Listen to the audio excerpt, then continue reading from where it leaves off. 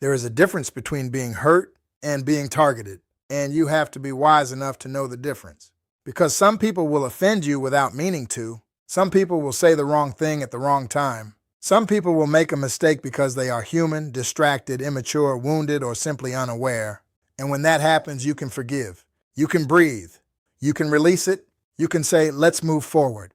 Because not every offense deserves a war. Some things deserve mercy. Some things deserve a conversation. Some things deserve grace. But then there is another kind of hurt. And this one feels different. Not because of what they did, but because of how long they planned it. There is a kind of betrayal that does not happen in a moment. It is not accidental. It is not emotional. It is not someone losing control. It is someone watching, studying, waiting, learning your habits, learning your weaknesses, learning what you love, learning where you are vulnerable, and then choosing the exact place to strike. That is not a mistake. That is strategy. And when someone has been strategic with your pain, you cannot afford to be casual with your response. Pause right here, because this is where many good-hearted people get confused. They think forgiveness means ignoring patterns. They think grace means pretending nothing happened. They think being spiritual means becoming available for repeated damage. But wisdom says something different. Wisdom says, I can forgive you and still recognize what you revealed. Wisdom says, I can release bitterness and still rebuild boundaries. Wisdom says, I can love my neighbor and still protect my house. Because forgiveness is not foolishness. Forgiveness clears your heart. Boundaries protect your future. And some people are counting on your kindness to keep you unprotected. They know you will give another chance. They know you will explain it away. They know you will say, maybe they didn't mean it. But deep down you saw it. You saw the pattern. You saw the little comments. You saw the quiet sabotage. You saw the way they smiled in your face but moved differently behind your back. You saw how they got close, not to love you, but to learn you. And this is the dangerous part. Some people do not study you to understand you. They study you to use you. They watch what makes you emotional. They watch what makes you doubt yourself. They watch what makes you react. They watch who matters to you. They watch what you are trying to build. And then, when the timing feels right, they use what they collected. That is why discernment matters. Because everybody close is not connected. Everybody smiling is not safe. Everybody listening is not loyal. And everybody who knows your weakness deserves access to your life. This is not about paranoia. This is about maturity. You do not have to become suspicious of everybody. But you do have to stop being blind to evidence. A person can make one mistake, but patterns preach. A person can say something wrong once, but repeated behavior is a message. A person can hurt you unintentionally.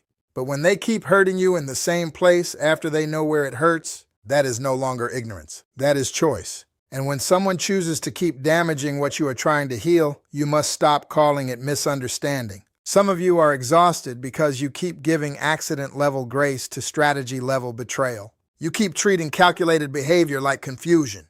You keep trying to explain your pain to people who already knew what they were doing. And that is why you feel drained.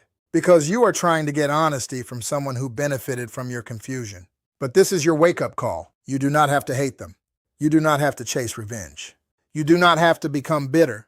You do not have to prove anything. But you do have to become wise. You have to stop giving full access to people who only qualify for distance. You have to stop explaining your boundaries to people who only want a new way around them. You have to stop mistaking silence for weakness. Sometimes silence is strategy. Sometimes distance is discipline. Sometimes leaving the room is the strongest move you can make. Because when someone has been scheming against your peace, your purpose, your family, your calling, or your future, you do not fight like they fight. You fight by getting clear. You fight by getting disciplined. You fight by guarding your spirit. You fight by refusing to be manipulated. You fight by no longer reacting on command. You fight by becoming harder to access and easier to underestimate. You fight by building what they tried to interrupt. That is the higher war. Not revenge, recovery. Not bitterness. Boundaries. Not rage, wisdom. Because the goal is not to destroy them. The goal is to stop letting them destroy you. And here is the truth. When you finally recognize the difference between an offense and a scheme, your whole life changes. You stop over-apologizing. You stop over-explaining. You stop shrinking to make unsafe people comfortable. You stop handing your heart to people who have already shown you they mishandle sacred things. And you start moving with a different kind of strength. Quiet strength, measured strength, clean strength. The kind of strength that says, I forgive you, but I saw you. I release you, but you do not get the same access. I wish you well, but you will not keep wounding me in the name of love. That is not being cold. That is being whole, because peace is not just what you feel. Peace is what you protect. And sometimes the most spiritual thing you can do is stop pretending you did not see what God allowed you to notice. So forgive the offense. Release the weight. Keep your heart clean. But when the pattern becomes clear, move with wisdom. Because everyone who hurts you is not your enemy, but everyone who studies your weakness to use it against you cannot remain close enough to strike again. And that is where your healing begins. Not when they apologize. Not when they finally admit it. Not when they explain themselves. Your healing begins when you stop needing their confession to trust your discernment. You saw enough. Now choose peace. Choose wisdom. Choose boundaries. Choose your future. Because the next version of you cannot be built while the old access remains wide open.